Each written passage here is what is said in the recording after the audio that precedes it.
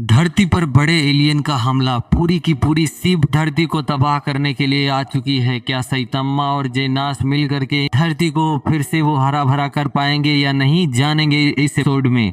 तो चलिए शुरू करते हैं। हमें दिखाया जाता है कि कल की जो मीटिंग चल रही थी उसमें तभी एक ब्रीफर आता है जो बताता है कि मुझे यहाँ आप लोगों को बताने के लिए भेजा गया है कि क्या कैसे सब कुछ चल रहा है, और वह बाकी हीरो के बारे में भी चर्चा करता है कि कुछ हीरो से हमारी संपर्क नहीं हो पाया था। बाकी इस प्लेनेट के जितने भी ताकतवर हीरो हैं सबको यहाँ पर इस मीटिंग में बुलाया गया है और यहाँ पर कुछ बहुत बड़ा होने वाला है। तभी लोग सैतम्मा को लेकर के भड़क जाते हैं कि ये चूतिया आदमी यहाँ है और तुम कह रहे हो कि सारे बड़े हीरो को बुलाया है, मुझे यहाँ फर्जी में क्यों बुलाया गया है। और तभी वहाँ पर वो जादूगरनी का जिक्र करते हैं, मैडम सिबाओ का, जो कि बहुत बड़ी जादूगरनी होती है और उसने एक भविष्यवाणी की थी। उस भविष्यवाणी के लिए वो वहाँ पर आए थे। तो लोग मैडम सिबाओ का नाम सुन करके बहुत ही ज्यादा भय में आ जाते हैं और वो सोचते हैं कि जरूर कुछ बहुत बड़ी बात होगी, तभी हमको यहाँ पर बताया गया है। और इतने में ही सैतम्मा पहुँचता है कि ये मैडम सिबाओ कौन है, कोई बहुत बड़ी हंटर है क्या। लोग उसे घूरते हैं और एकदम चूतिया समझते हैं। और फिर कुछ लोग उसे बताते हैं कि मैडम सिबाओ एक जादूगरनी है जो भविष्य देख सकती हैं और उनकी हर एक कही बात 100% सत्य होती है। जो मच्छरों का हमला हुआ था उसको पहले से ही उन्होंने भविष्यवाणी की थी। अब वह आदमी जो ब्रीफ कर रहा था वो अपने जेब से पर्ची निकाल के रख देता है और माहौल बताता है कि इसी पर्ची के अंदर में भविष्य की वो बात छिपी है जिसके लिए तुम लोगों को यहाँ पर बुलाया गया है। अब सभी हीरो के बीच में डर का माहौल है कि इस पर्ची के अंदर क्या है क्या नहीं है। वो सारी इन बातों को दिमाग में उनके आ रही है और तभी हमें वो पर्ची दिखाई जाती है और उस पर्ची में लिखा होता है कि पृथ्वी खतरे में है, अब वह हट जाएगी। जिसे देख करके सब लोगों की हालत खराब हो जाती है और वह डर में आ जाते हैं। और तभी वहां पर जमीन हिलने लगती है तो उन लोगों को पता चल जाता है कि कोई इस बिल्डिंग पर अटैक किया हुआ है। लेकिन जब बाहर देखते हैं तो बाहर का नजारा बहुत ही ज्यादा भयानक होता है। बहुत बड़ी बड़ी एलियन शिप्स होती हैं और बहुत अजीब तरीके से दिखने वाले, उड़ने वाले और रेंगने वाले बहुत सारे राक्षस होते हैं जो वहां पर उस शिप के थ्रू आए होते हैं और शहर भर में तबाही मचा रहे होते हैं। जिसे देख करके सैतम्मा तुरंत वहां से निकल जाता है, लेकिन बाकी लोग वहीं होते हैं। कुछ लोग वहां और भी जाते हैं लड़ने के लिए, जहां पर हमें दिखाया जाता है एक उड़ने वाला राक्षस जो खुद को स्काई किंग बताता है। लेकिन अगले ही पल हम देखते हैं कि एक हीरो उसके चीथड़े उड़ा देता है और हमें वहीं पर बहुत सारे सिर वाला एक विलेन भी दिखाया जाता है जो कि बहुत ज्यादा ताकतवर होता है और लोगों को मार रहा होता है। तभी एक आदमी, एक हीरो उसको मारने की कोशिश करता है, उसके शरीर के चीथड़े उड़ा देता है। लेकिन अगले ही पल हमको दिखाया जाता है कि हर चीथड़े से एक नया मॉन्स्टर बन चुका था जो उतना ही ताकतवर था और उतना ही भयावह था, जिसे देख करके सब लोग डर जाते हैं। और अगले ही पल हमको दिखाई जाती है एलियन शिप जहाँ पर आसमान में होती है, जहाँ पर हमारा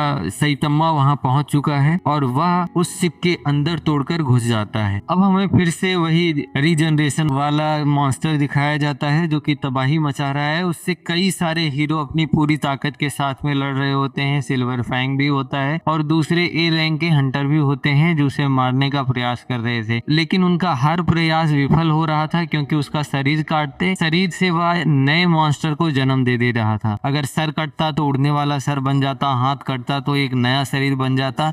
इस तरीके का मंजर था। लोगों को नहीं पता था कि वह उसे किस तरीके से हराएं। अब दो दो तीन तीन लोगों की टीम बना करके उस पर हमला करते हैं, उसके शरीर को तोड़ने फोड़ने का प्रयास करते हैं। लेकिन हमें वहां पर कोई विशेष इफेक्ट उसके अंदर देखने को नहीं मिल रहा था। जैसे लग रहा था वह इमोर्टल है और उसे कोई भी नहीं मार सकता है। तभी हमें फिर से हीरो एसोसिएशन के बीच का सफर दिखाया जाता है और वहां पर हमें दिखाया जाता है कि किंग और बाकी सारे हीरो भी होते हैं और वो आपस में बातचीत कर रहे होते हैं। किंग यस रैंक का 7th नंबर का हीरो था और वह कांप रहा था और बहुत जोर से आवाजें निकाल रहा था और वो कहता है कि मैं इन सबको मार देता, लेकिन चूंकि ये हवा में है इसीलिए मैं इनके साथ में नहीं कुछ काम करने वाला हूँ। और हमें पता चलता है कि किंग उस पृथ्वी का सबसे मजबूर और सबसे ताकतवर इंसान होता है जिसे हराना मुश्किल ही नहीं नामुमकिन था। और तभी हमें जेनास भी दिखाया जाता है और इस रैंक वाली वो छोटी लड़की भी दिखाई जाती है जिनके बीच में थोड़ी सी नोकझोंक हो जाती है और दूसरे लोग जेनास को समझाते हैं कि शांत रहो, नहीं ये लड़की बहुत खतरनाक है, तुम्हारे परखच्चे उड़ा देगी और तुम्हारी हालत भी खराब कर देगी। जिससे जेनास काम डाउन होता है और वह वहां से जाने की बात करता है, वह उनसे लड़ने की बात करता है। तभी इतने में हमें फिर से सैतम्मा दिखाया जाता है और वहां पर एक राक्षस भी हमें दिखाया जाता है जिसका नाम गोया रिबस था, और वह उससे लंबी चौड़ी बातें करता है कि मैं ये हूँ वो हूँ, मुझे कोई नहीं हरा सकता, इधर उधर की बात कर रहा था। और तभी तुरंत सैतम्मा एक पंच मारता है, उसके सर के चीथड़े उड़ जाते हैं और वह मर जाता है। तभी हमको दिखाया जाता है कि इस शिप के मेन ओनर जो इन सारी तबाही को लेकर के आए हैं, वो और एक और उनका कमांडर आपस में बात कर रहे होते हैं, जो कि ऑक्टोपस की तरह से दिखाई दे रहा है। वो आपस में बात कर रहे हैं कि हमारी शिप का 23% भाग डिस्ट्रॉय हो गया है, इस मुंडहा आदमी ने इसको सब कुछ नाश कर दिया है और वो तेजी से आगे की तरफ बढ़ रहा है। और वह बताता है कि वो कोई तुक्का होगा, लग गया होगा, ऐसा कोई पृथ्वी पर इंसान नहीं है जो हमारी शिप को या हमें मार सके, इस तरीके की बात कर रहा है। लेकिन सैतम्मा आगे बढ़े ही जा रहा था, जिससे ऑक्टोपस वाले कमांडर का हालत तो टाइट था और वो उसे वहां से दूर रखना चाहता था मेन कमांड रूम से, और इसी जद्दोजहद में दोनों लगे हुए थे। अब इसी के साथ आज का एपिसोड हमारा यहीं खत्म होता है। कल हम देखेंगे कि सैतम्मा ने आगे क्या किया, बाकी हीरो का क्या कंट्रीब्यूशन होता है, क्या धरती बसती है या वो नष्ट हो जाती है। तब तक के लिए हमारे साथ बने रहिए, वीडियो को लाइक कीजिए, शेयर कीजिए, सब्सक्राइब करना बिल्कुल मत भूलिएगा। बहुत बहुत धन्यवाद।